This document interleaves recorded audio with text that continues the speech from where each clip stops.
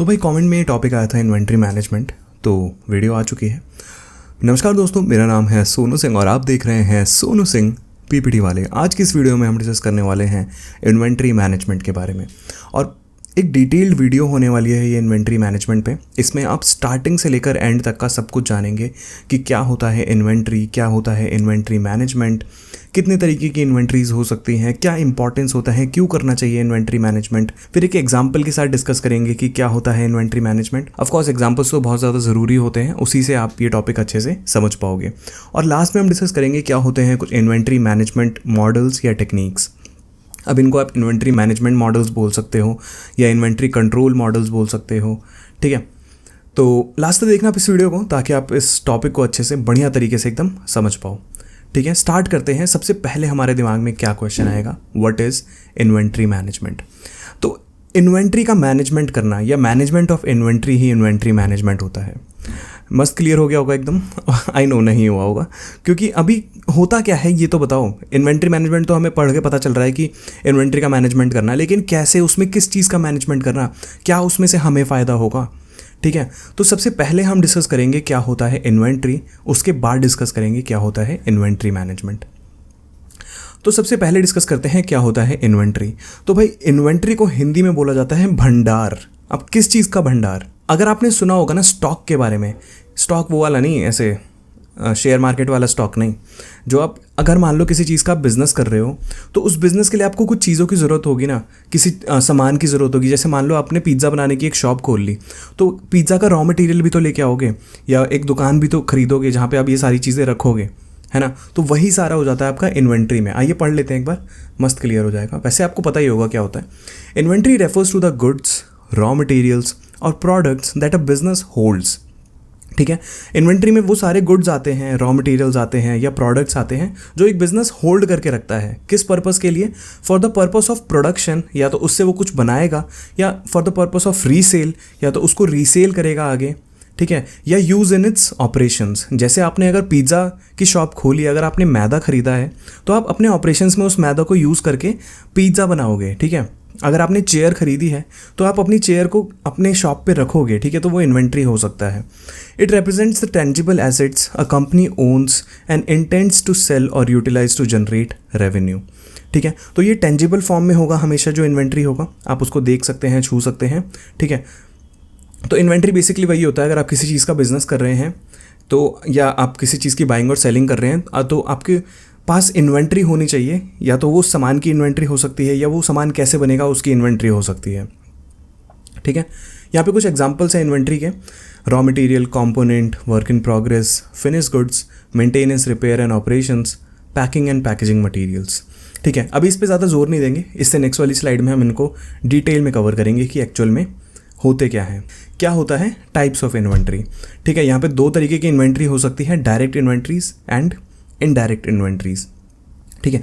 Direct inventory वो होती है कि जैसे मान लो आपके पास कोई सामान है, जैसे कि मान लो पिज़्ज़ा आपने बनाया, तो पिज़्ज़ा में जो भी आपने मैदा खरीदा होगा इन्वेंट्री करने के लिए, जो भी चीज़ खरीदा होगा वो आपकी डायरेक्ट इन्वेंट्री है, क्योंकि वो फाइनल गुड्स के साथ आपके अटैच होके जा रही है।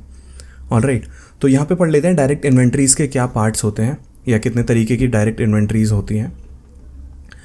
Raw material, work in progress, finish goods, merchandise inventory, spare parts, packaging material.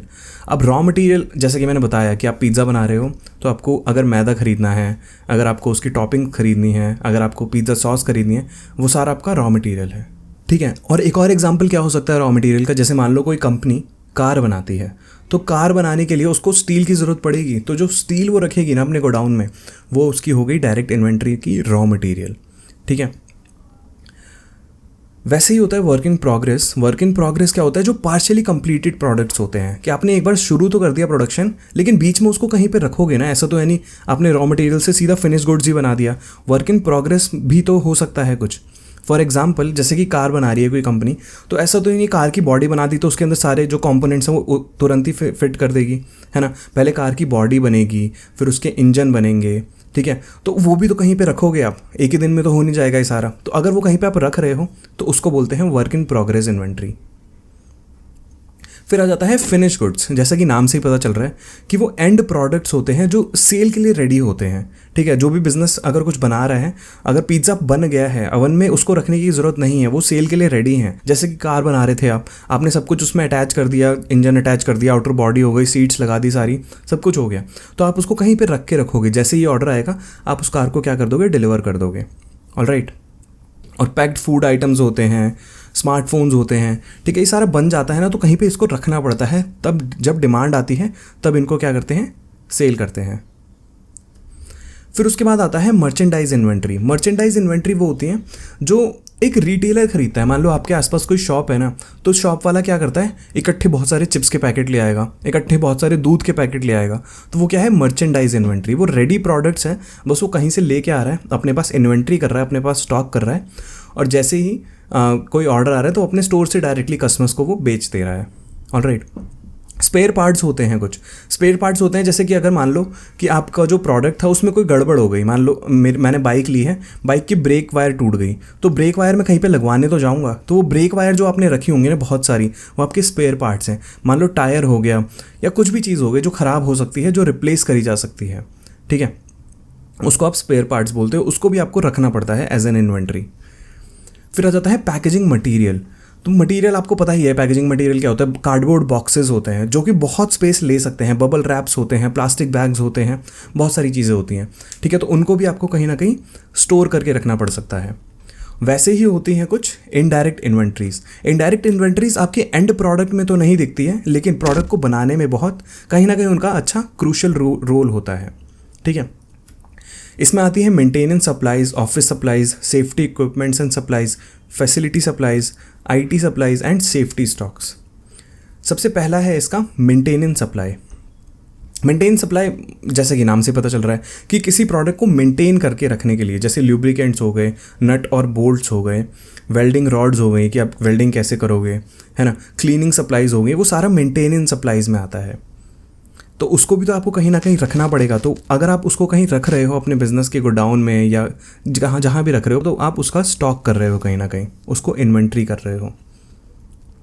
फिर आ जाता है ऑफिस सप्लाईज़। ऑफिस सप्लाईज़ में आगे जैसे कि पेपर पेन होते हैं, कंप्यूटर एसेसरीज़ होती हैं, ऑफिस में फर्नीचर्स होते हैं, तो वो सारा भी क्या होता है, एक तरह से इन्वेंट्री का ही पार्ट होता है, इनडायरेक्ट इन्वेंट्री का। जैसे कि हमने इससे पिछले वाली स्लाइड में पढ़ा था, ये टेंजिबल एसेट्स होती हैं बेसिकली। ऑलराइट।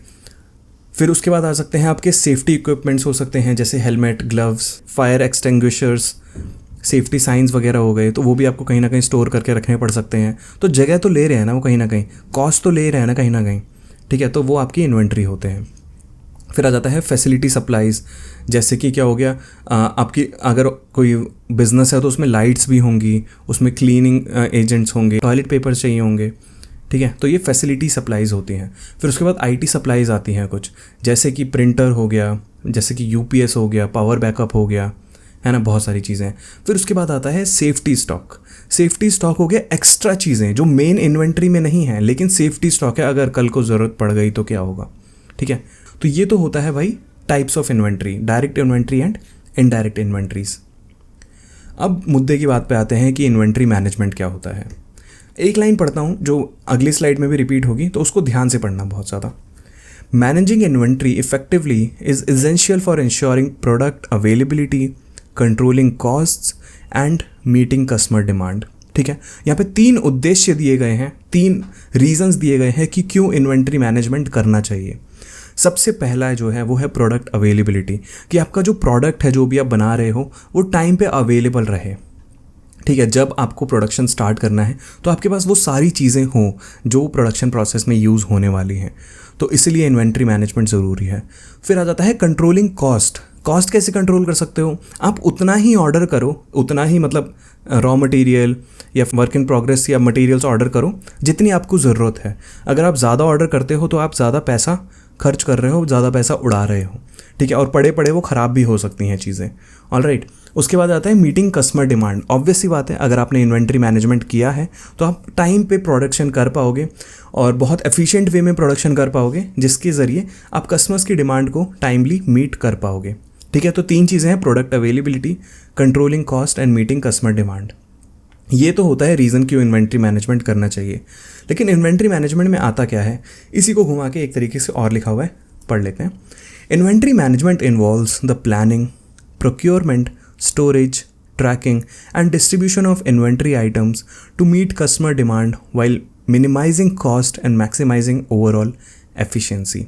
बिल्कुल सही बात है, वही सारी चीज़ें लिखी गई हैं कि अगर आप इन्वेंट्री मैनेजमेंट कर रहे हो तो आप प्लानिंग करोगे पहले कि भाई कितना हमें इन्वेंट्री चाहिए, कितना हम ऑर्डर करें, कितना हमें किस टाइम पे ज़रूरत पड़ सकती है। फिर उसको प्रोक्योर करने का क्या प्रोसीजर रहेगा कि कौन से सेलर से लेनी है, किस ट्रांसपोर्टेशन मेथड से वो हमारे गोडाउन में आएंगी, फिर स्टोरेज कहाँ पे करनी है, उसकी कहाँ रखेंगे हम। ठीक है, अगर देखो बड़े बड़े बिजनेसेस होते हैं ना, तो बहुत ज़्यादा क्वांटिटी में वो रॉ मटेरियल मंगाते हैं, तो उनको रखने के लिए भी बहुत ज़्यादा स्पेस चाहिए होती है। अगर वो स्पेस ले रहे हैं ना, तो कहीं ना कहीं वो कॉस्ट इनकर कर रहे हैं वहाँ पे। ठीक है, तो वहाँ पे स्टोरेज भी डिसीजन लिए जाते हैं। फिर ट्रैकिंग, टाइम टू टाइम उनको ट्रैक करते रहो कि कोई इन्वेंट्री ख़राब तो नहीं हो गई है, या किसकी ज़रूरत है, किसकी और ज़रूरत पड़ सकती है आगे जाके, है ना। उसके बाद डिस्ट्रीब्यूशन ऑफ इन्वेंट्री आइटम्स, मतलब उसका डिस्ट्रीब्यूशन भी आप देख रहे हो वहाँ पे। ठीक है, कि जहाँ ज़रूरत है वहाँ पे उसको दिया जाए। ठीक है, और उद्देश्य वही है, to meet customer demand while minimizing cost को मिनिमाइज करते हुए, और मैक्सिमाइजिंग ओवरऑल एफिशिएंसी। ठीक है, ताकि आपको प्रोडक्शन प्रोसेस में कोई दिक्कत ना आए, इस वजह से आप इन्वेंट्री मैनेजमेंट करते हो। It is like keeping track of things you have at home or in your store to ensure you never run out of what you need, but you also don't keep too much of something that might go to waste। बिल्कुल सही बात है, ये same तरीके का हो गया जैसे कि आपके घर में चीज़ें पड़ी रहती हैं, तो आपको मेक श्योर करना पड़ता है कि जो भी आपको ज़रूरत की चीज़ें हैं ना आपके घर में रहे। ठीक है, जैसे कि मान लो आपकी मम्मी सब्ज़ी लाती होंगी, तो ऐसा तो है नहीं साल भर की सब्ज़ी एक ही बारी में आ जाती है। उनको भी पता है भाई अगर सब्ज़ी ज़्यादा ले आए तो वो ख़राब हो सकती है। ठीक है, तो इसलिए टाइम टू टाइम इवैल्यूएट करना पड़ता है। हाँ भाई, अब प्याज ख़त्म हो गया, अब आलू ख़त्म हो गया, अब जैम ख़त्म, अब केचप ख़त्म होने वाला है, तो उस हिसाब से हमें कोऑर्डिनेट करना पड़ता है कि हाँ इस टाइम पे हम लेके आएंगे चीज़ें। तो वही होता है इन्वेंट्री मैनेजमेंट। अभी आगे आप समझो, बिल्कुल मस्त क्लियर हो जाएगा, एक एग्जाम्पल आने वाला है इसका। तो अब देख लेते हैं why inventory management is important. Inventory management की इंपॉर्टेंस क्या है, यहाँ पे दोबारा से सेम लाइन आई है। इंपॉर्टेंस जानने के लिए, इन्वेंट्री मैनेजमेंट का इंपॉर्टेंस जानने के लिए हमें ये जानना पड़ेगा कि हम इन्वेंट्री मैनेजमेंट करते क्यों हैं, जो कि हम ऑलरेडी डिस्कस कर चुके हैं। इन्वेंट्री मैनेजमेंट भैया हम करते हैं ताकि हमारे पास प्रोडक्ट की अवेलेबिलिटी टाइम से हो जाए, हमारे कॉस्ट ज़्यादा ना लगे, ज़्यादा वेस्टेज ना हो, और कस्टमर्स की डिमांड टाइमली पूरी कर सकें हम लोग, प्रोडक्शन में कोई दिक्कत ना आए। ठीक है, यहाँ पे कुछ रेलेवेंस या एसेंशियल्स लिखे हुए हैं इन्वेंट्री मैनेजमेंट के। Keeping track of what you have. ठीक है, जैसे कि मैंने बताया था पीछे कि इन्वेंट्री मैनेजमेंट में हम देखते हैं कि हमारे पास क्या क्या चीज़ें हैं, हम ट्रैकिंग करते हैं उसकी, तो इसलिए इन्वेंट्री मैनेजमेंट ज़रूरी है कि आपको पता तो चले कि आपकी इन्वेंट्री में है क्या क्या चीज़ें। ऑर्डरिंग मोर, अगर कोई चीज़ कम पड़ गई या कोई चीज़ ख़त्म होने वाली है तो उसको और ऑर्डर करना भी इन्वेंट्री मैनेजमेंट का ही एक पार्ट होता है। थर्ड होता है अवॉइडिंग वेस्टेज। बिल्कुल सही बात है, अगर आपके घर में 1 साल का प्याज अभी आ गया है तो पक्की बात है प्याज सड़ेगा ही सड़ेगा।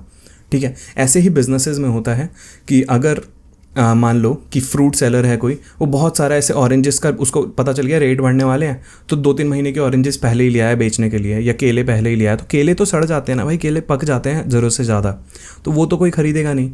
ठीक है, तो इन्वेंट्री मैनेजमेंट से आपको ये पता चलेगा कि आपको कितना ऑर्डर करना है, keeping in mind the demand of your customers. Alright, fourth है मीटिंग कस्टमर डिमांड। अब इन्वेंट्री मैनेजमेंट से हम कस्टमर्स डिमांड पूरी कर सकते हैं, टाइमली पूरी कर सकते हैं, बेसिकली जो हमने पीछे पढ़ा था अभी वही है। फिफ्थ है रिड्यूसिंग कॉस्ट। अब इन्वेंट्री मैनेजमेंट में या इन्वेंट्री से रिलेटेड 2 जो मेजर कॉस्ट होती हैं वो हो सकती हैं ऑर्डरिंग कॉस्ट और कैरिंग कॉस्ट। ऑर्डरिंग कॉस्ट जो होती है वो हर एक ऑर्डर जब आप प्लेस कर रहे हो ना सप्लायर के साथ कि हाँ भाई हमें इतने रॉ मटेरियल की ज़रूरत है, इतना भिजवा दियो। आपने मान लो पिज़्ज़ा वाला एग्जांपल लो, पिज़्ज़ा शॉप खोल रखी है, आपने है ना फलाना गुप्ता जी स्टोर को बोला कि यहाँ पे 5 किलो मैदा भिजवा देना। ठीक है, तो वहाँ पे एक ऑर्डरिंग कॉस्ट एसोसिएट हो सकती है, भिजवाएंगे कैसे वो, ठीक है, लाने के लिए भी कोई चार्ज हो सकता है या जो भी है, तो ऑर्डरिंग कॉस्ट सेम रहती है आपके हर एक ऑर्डर पे। लेकिन अगर आप छोटे छोटे ऑर्डर्स बहुत ज़्यादा ऐसे टाइम टू टाइम दे रहे हो, जैसे रोज़ आप 5-5 किलो मैदा मंगा रहे हो, तो मैदा तो आप एक हफ्ते का इकट्ठे मंगा सकते हो ना, तो वहाँ पे आप ऑर्डरिंग कॉस्ट कम कर सकते हो। वो आपको कैसे पता चलेगा, इन्वेंट्री मैनेजमेंट करके पता चलेगा। ठीक है, और कैरिंग कॉस्ट भी इसके साथ ही एसोसिएटेड होती है कि आप जहाँ पे सामान रख रहे हो उस जगह की भी तो कुछ कॉस्ट होगी ना, उस जगह को आप किसी और चीज़ के लिए यूज़ कर सकते हो, तो जो कैरिंग कॉस्ट है वो भी आपको मद्देनज़र रखनी पड़ती है बेसिकली। सिक्स्थ है वर्किंग कैपिटल मैनेजमेंट। अगर आप बहुत ज़्यादा इन्वेंट्री मंगा लेते हो एक बारी में, जितना आपको यूज़ भी नहीं है आपके प्रोडक्शन में, तो आपका जो पैसा है बेकार में फंस जाता है उस इन्वेंट्री में। उस पैसे को आप कहीं और पे लगा सकते हो अगर आप उतनी ही इन्वेंट्री मंगाओ जितनी ज़रूरत है तो। सेवन्थ होता है सप्लायर रिलेशनशिप। अब भाई आप बोलोगे यार इन्वेंट्री मैनेजमेंट से सप्लायर रिलेशनशिप कैसे सही हो रहा है।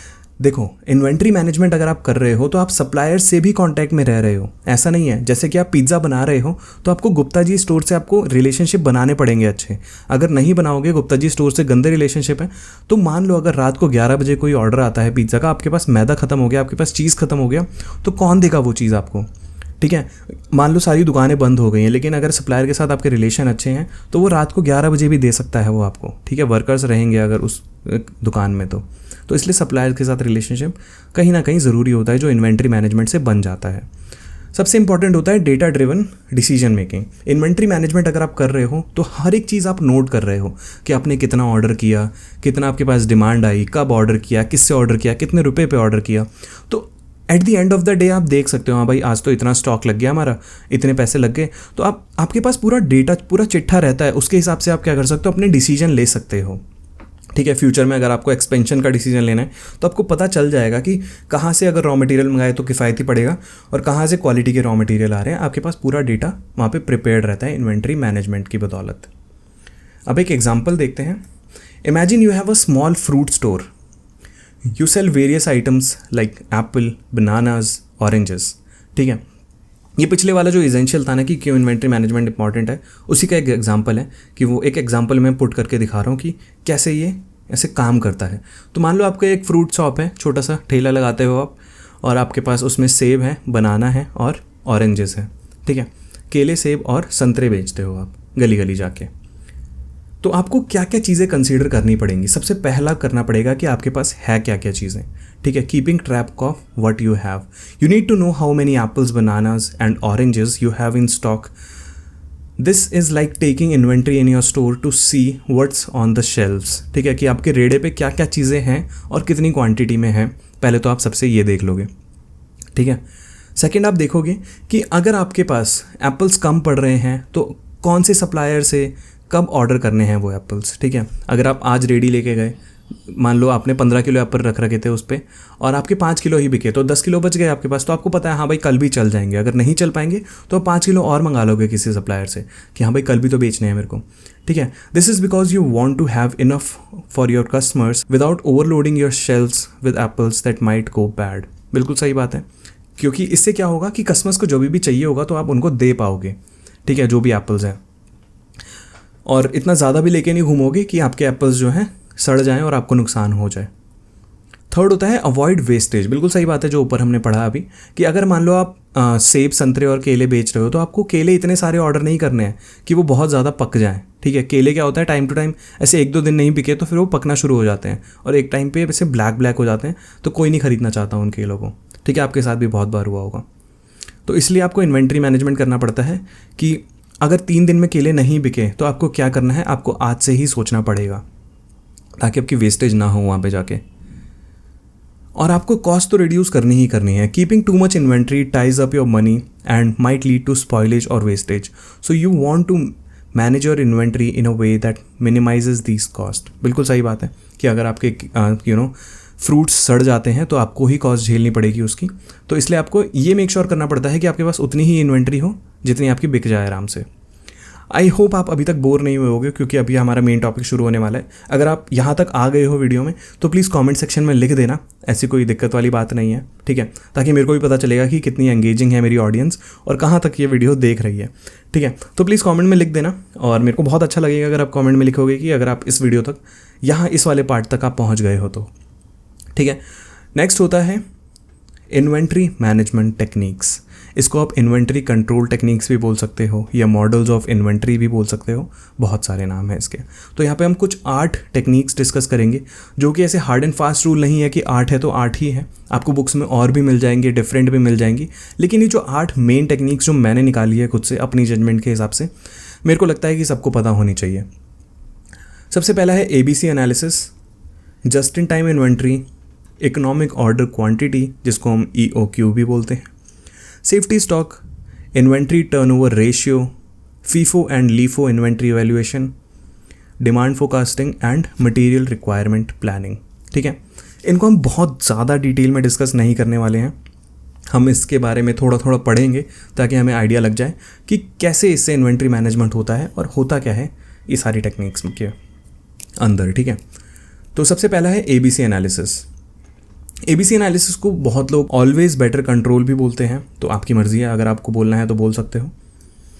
This technique characterizes the inventory items into 3 categories A, B and C based on their importance and value. A items are most valuable and typically account for small portion of inventory but a large portion of value.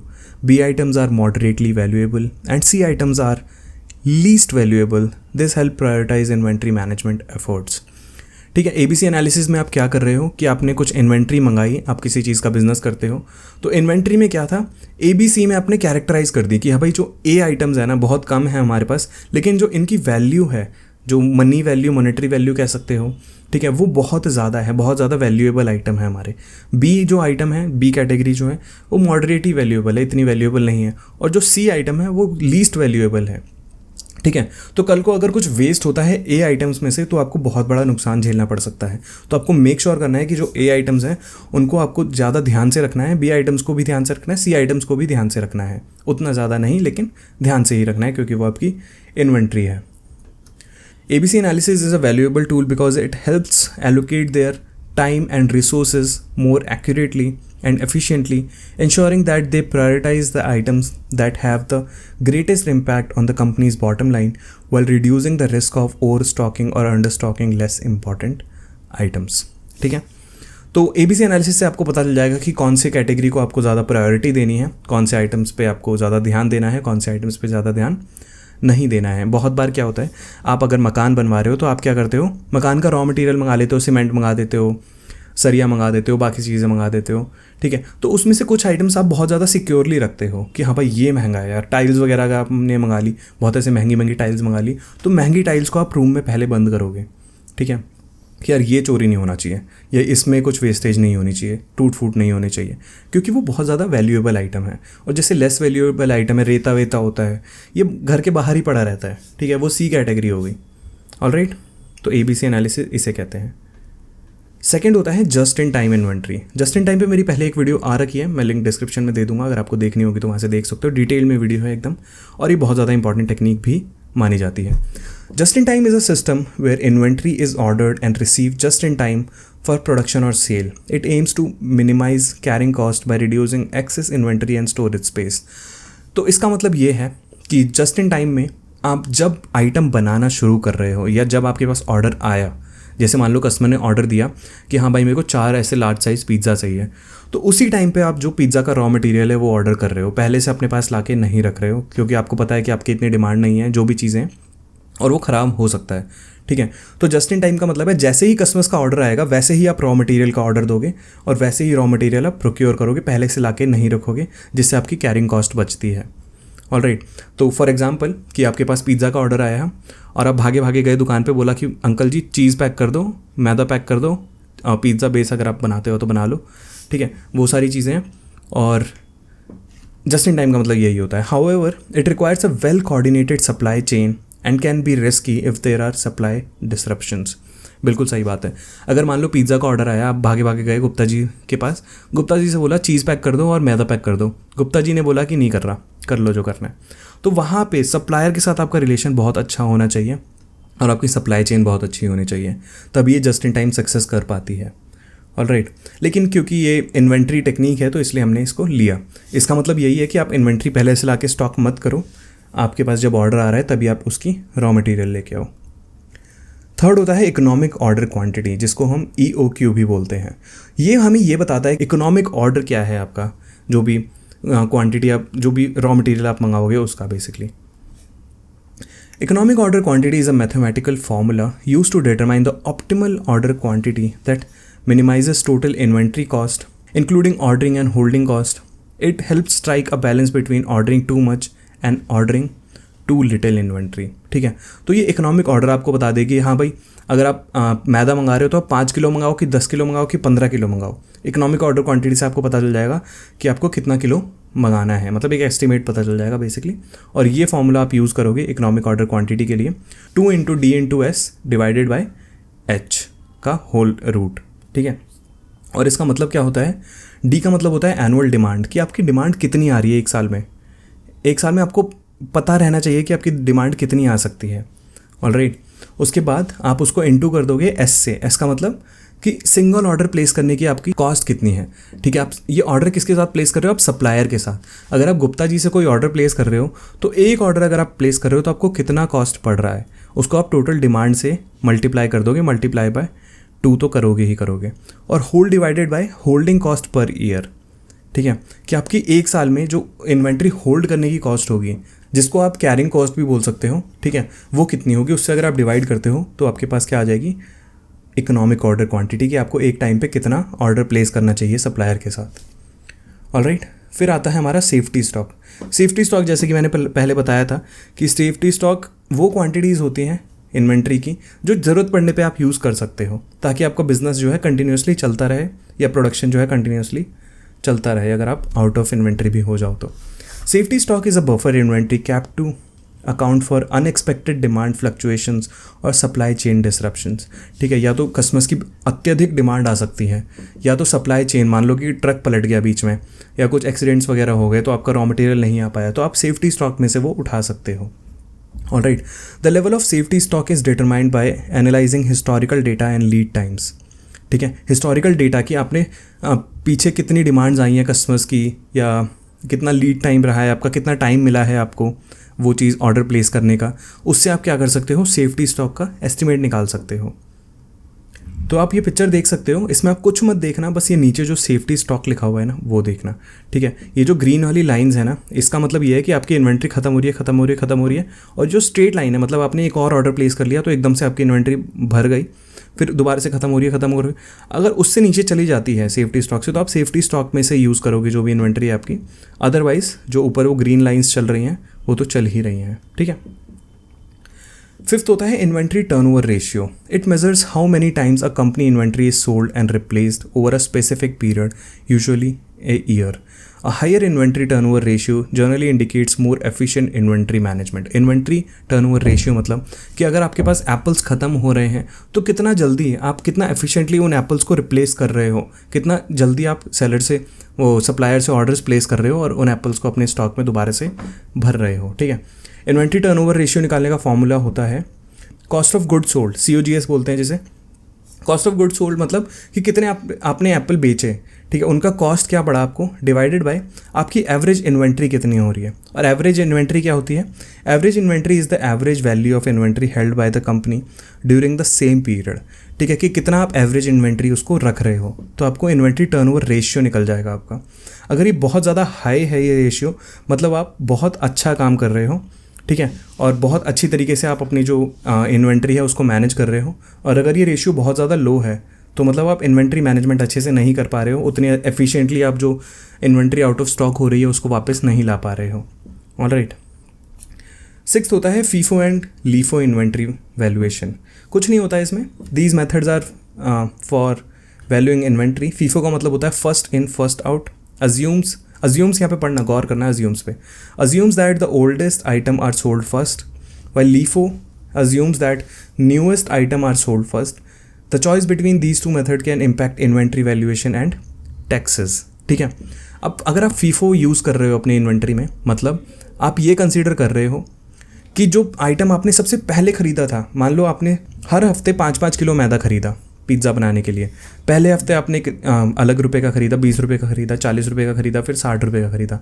लेकिन आप ये assume कर रहे हो अगर आप कल को पिज़्ज़ा बनाते हो तो जो मैदा आपने पहला ख़रीदा था ना 20 रुपये का, वो आप यूज़ कर रहे हो, ठीक है। फीफो अगर आप यूज़ करते हो तो मैदा तो सेम है, मैदा तो ऐसे देख के डिफरेंशिएट कर नहीं सकते कि आपने कब खरीदा था कब नहीं, लेकिन क्योंकि प्राइस का डिफरेंस है वहाँ पे, तो जो सबसे पहले आपने मैदा खरीदा था 20 रुपये वाला, वो आप कंसिडर कर रहे हो कि हम 20 रुपये वाले मैदा से पिज़्ज़ा बना रहे हैं, तो उसके हिसाब से आप अपने प्रॉफिट्स निकालोगे।